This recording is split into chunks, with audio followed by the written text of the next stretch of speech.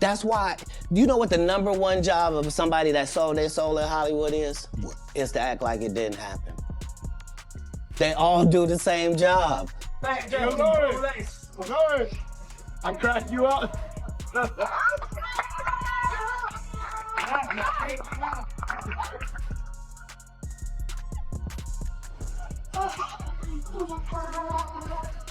I'm saying Lauren introduced me to Puff. Oh, got you. I mean, I knew Puff, but it was more of a personal relationship after, we was at Cassie's birthday. So, you know what I'm saying? Like Nip came to me and said, I want you to mentor me. I want to get into real estate. I want you to teach me all your, like your business secrets. You know what I'm saying? I was like, whenever you got questions, pull up.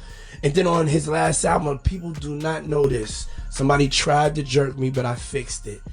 I actually am one of the executive producers of Nipsey Hussle's last album. Victory Lap. Yeah, Victory Lap. Katt Williams just made headlines again. Seems like he's far from finished revealing the chaos happening behind closed doors in the entertainment industry. Word is, Katt has some serious insight into the real connection between Diddy and Nipsey Hussle. While it's unclear how Diddy's legal case will play out, one thing's for certain, we're finally starting to get answers to the many theories floating around, especially regarding what truly happened to Nipsey.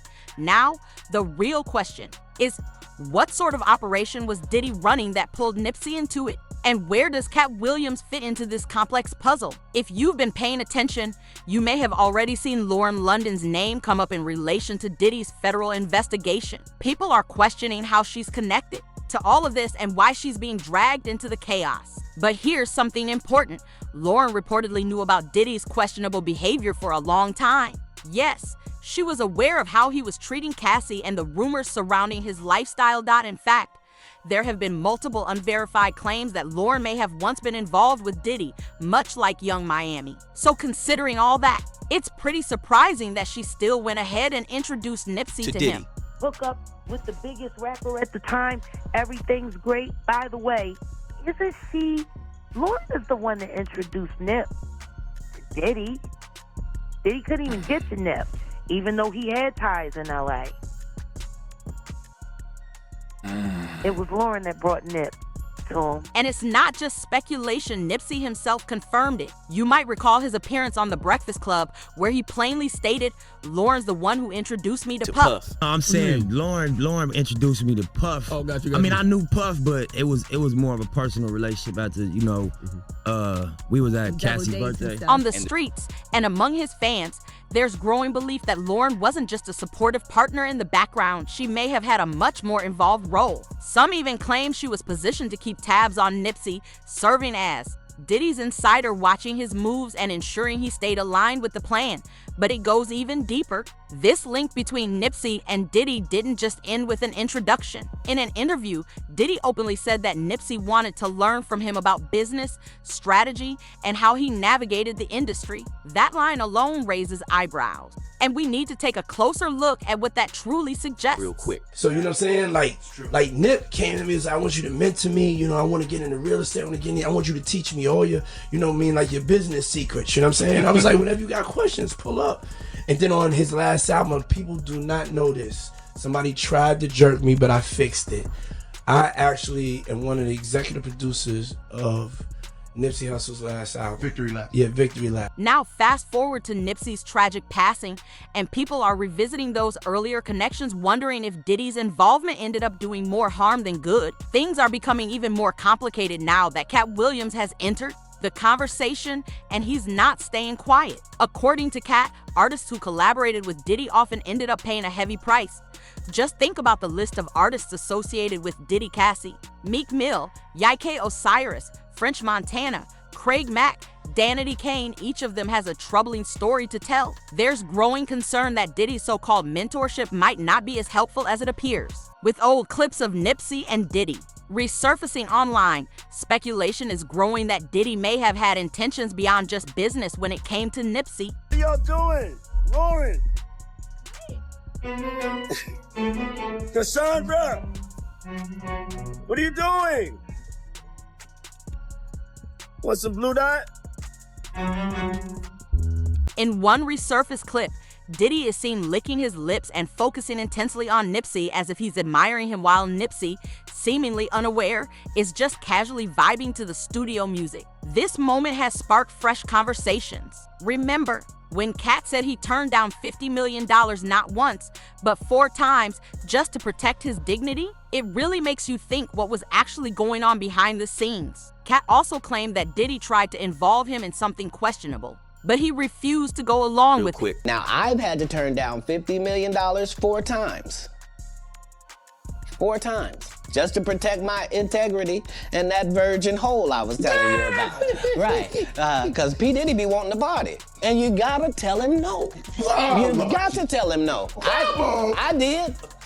I did. Even Terrence Howard shared a similar experience. He explained that things began under the pretense of a professional relationship with Diddy, but that quickly changed. Sensing where it was headed, Terrence made the decision to walk away before it escalated any further. Then next thing you know, okay, hey, will you help me? I want to hear your music. So I come over there and I play the music. I'm sitting there, just looking at it, like waiting. So then my assistant was like, he wants to hang out with you next week. And I was like, for what? He's like, I think he's trying to f you.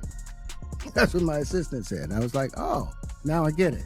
So now no more communication. Now you notice to be hands off with somebody. A number of producers come in to make the approach, and you punch them in the mouth, threaten to knock their head off for talking to you like, or looking at you like you're a woman. You know, when you approach a real man about his masculinity, you're going to get a real reaction. It's a difference when a guy walks in a room and when a man walks into a room. And a man don't take the same things that a guy will accept. So always be the man in the room. Now people are beginning to put the pieces together, suggesting that Diddy may have made advances toward Nipsey, and when Nipsey didn't reciprocate, tensions started to rise. Regarding Lauren and Diddy, the internet's been buzzing ever since. Some older photos resurfaced showing Lauren and Diddy looking particularly close, with Nipsey right there in the background, almost like a bystander in his own relationship.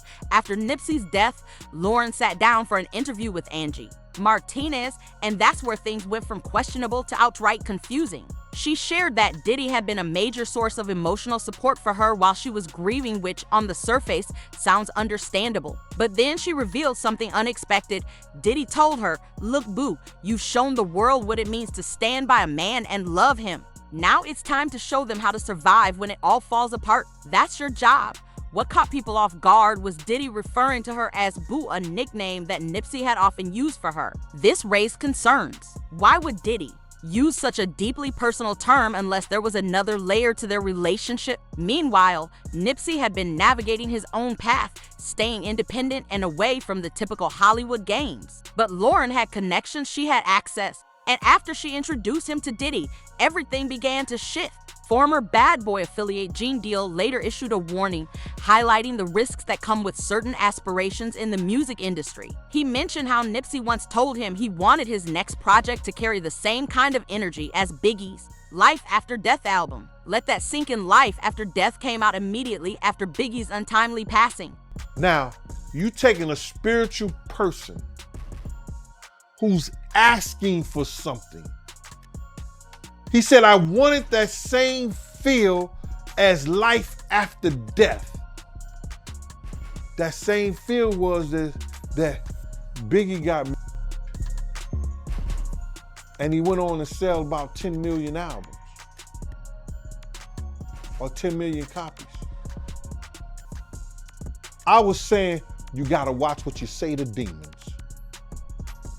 because it just might come true.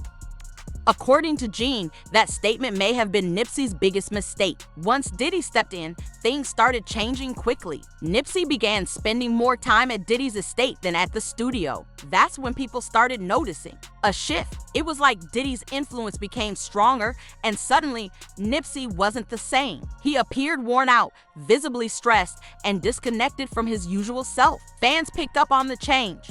Perhaps it was because Diddy couldn't easily control someone like Nipsey, an intelligent, independent thinker who wasn't built to be manipulated. Nipsey was known as a voice from the streets, someone who wasn't willing to compromise or conform to Hollywood's expectations. Some speculate that Diddy may have been quietly pursuing Lauren, possibly viewing her as his next interest once Nipsey was no longer in the picture.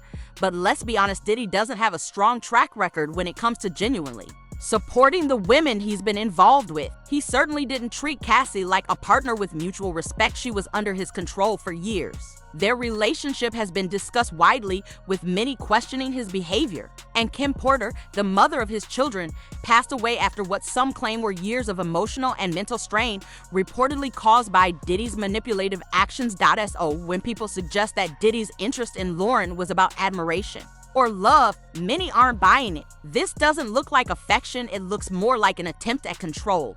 Diddy has also been accused of turning grief into a branding opportunity. After Biggie's death, he released a Grammy-winning tribute and then launched his solo music career leveraging the tragedy. When Kim Porter passed, he presented himself as a grieving, spiritual, single father despite ongoing rumors about his behavior behind the scenes. And when Nipsey died, Diddy didn't miss the chance to post about Lauren, sharing messages about healing and legacy despite not having earned a place in that narrative. The pattern is clear. Each time someone influential passes, Diddy seems to find a way to make himself part of the moment. That leads to the question, was Diddy positioning himself for another legacy moment following Nipsey's death? Some speculate he viewed Nipsey as a convenient figure to align with, using his image to build a deeper personal brand. Still, someone had to make that introduction, and many observers have started to question Lauren's role in giving Diddy access to Nipsey in the first place. As for Katt Williams, he saw this all coming before the media, before the legal troubles, and before the general public started paying attention. He understood that the so-called Diddy trap wasn't just about parties or questionable contracts, it was about manipulation, coercion, and blackmail. It's all catching hell in 2024. It's up for all of them. It don't matter if you Diddy or whoever you is. All lies will be exposed. So if you and a man was in a corner doing something you wasn't supposed to be doing, you would tell it. I know so many things I shouldn't know. When I walk in a room, heads go down. And as expected, the internet has been buzzing with opinions. One commenter didn't hold back, claiming that Lauren was placed with Nipsey by Diddy on purpose. They pointed out how she publicly thanked Puff at Nipsey's funeral, suggesting that when you start connecting the dots, a bigger picture starts to form. Another user went even further, alleging that Diddy did the same thing to Biggie featuring on his album and then orchestrating his death to retain control over the royalties and long-term profits. With ongoing discussions around Diddy's alleged history of manipulation and violence, fans are now asking whether Lauren might one day take the stand. Was she caught up in something she didn't fully understand, or was she an active participant in a larger plan? And the biggest question remains, could Diddy have played a role in what happened to Nipsey? Let us know what you think in the comments. This conversation is far from over. And if you're here for unfiltered facts and bold insights, make sure to like, subscribe, and check out the next video now showing on your screen.